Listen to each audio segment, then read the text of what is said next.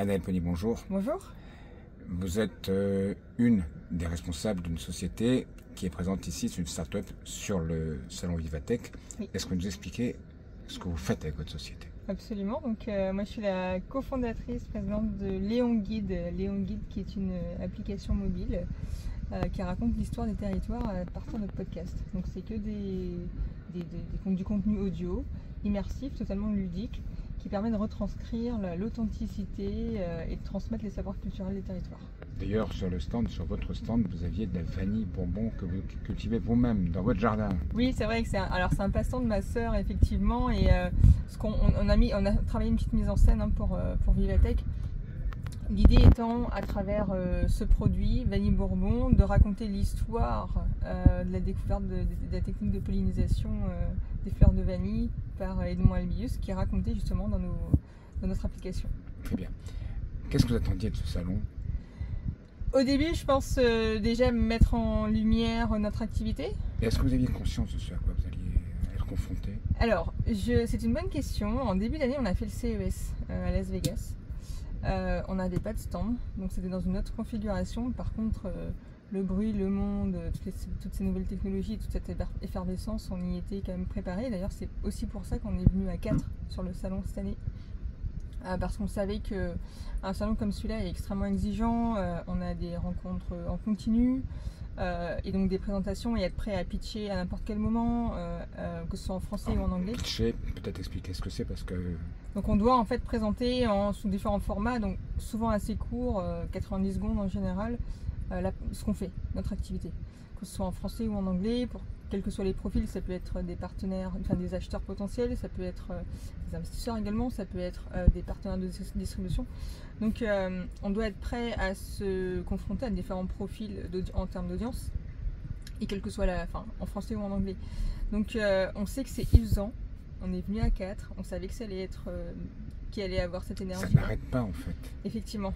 Et je vous avoue que comparé au CES où on était venu sans stand, sans bannière, région Réunion ou quoi que ce soit, on était un petit peu noyé dans la masse. Là, c'est totalement différent. Et on le voit d'ailleurs de suite. C'est-à-dire que le fait d'avoir un stand, d'être visible et d'être aussi sur place avec une équipe, permet du coup de réceptionner les leads beaucoup plus facilement, d'entrer en contact avec le public. Les leads? Oui, ce sont des contacts, tout simplement, contacts que ce soit de distribution, d'achat ou autre. Parce que derrière, le salon c'est sympa pour justement prendre ces contacts-là, mais le gros du travail il arrive après le salon. Où là va vraiment falloir exactement exploiter ces touches-là, ces contacts. Pour que voilà, là on rentre dans la phase vraiment de travail de fond et de négociation. Vous avez rencontré combien de personnes? Vous avez une idée? La vache, je crois que je ne saurais pas dire, mais c'est la folie tous les jours. Et puis ça s'arrête pas entre les pitchs, ceux qui viennent spontanément. C'est assez sympa parce que la Réunion est fanée un peu partout dans le monde et on a une belle diaspora en fait qui est vachement puissante et qui est extrêmement fière de voir un pavillon Réunion sur un salon comme Vivatech. Personne s'y attend en fait. Et donc du coup c'est sympa parce que ce sont aussi nos prescripteurs.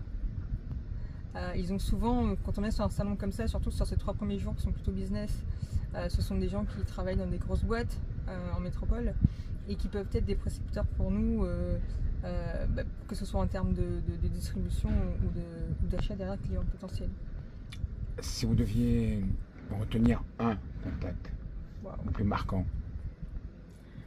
Le plus marquant, alors attends, j'essaie de refaire un petit peu le film de tous ceux que j'ai vus là. Le plus impressionnant peut-être? Et le plus sympa? Le plus sympa. Le plus sympa pour nous, je pense la Nouvelle-Calédonie, qui a été séduite par notre produit et qui souhaite le développer sur leur territoire. Donc on a rencontré les équipes du gouvernement de la Nouvelle-Calédonie et puis les élus également qui ont été vraiment touchés par. C'est les 2 seuls territoires ultramarins présents sur le salon, il faut le noter, la Réunion et la Nouvelle-Calédonie. Absolument. Et puis on a des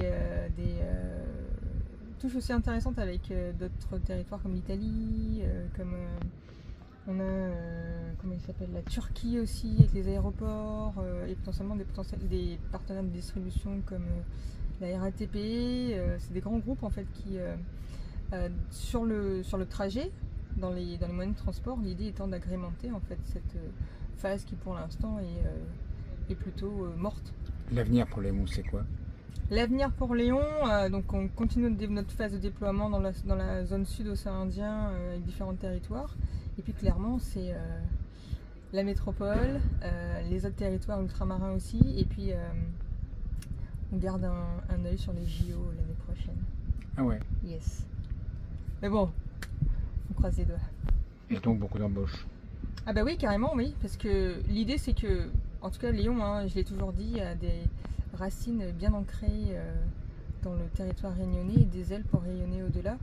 Et donc, le cœur R&D main de Léon se trouve Recherche et développement. Vous utilisez des termes qui pour vous sont... Oui, pardon. Effectivement, le cœur recherche et développement technique de Léon et tout le cœur et l'âme de Léon se trouvent et se trouvera à La Réunion.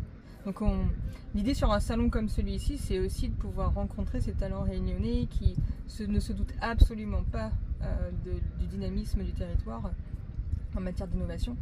Et donc c'est aussi un message en leur disant venez les gars, on a besoin de vous, rentrez.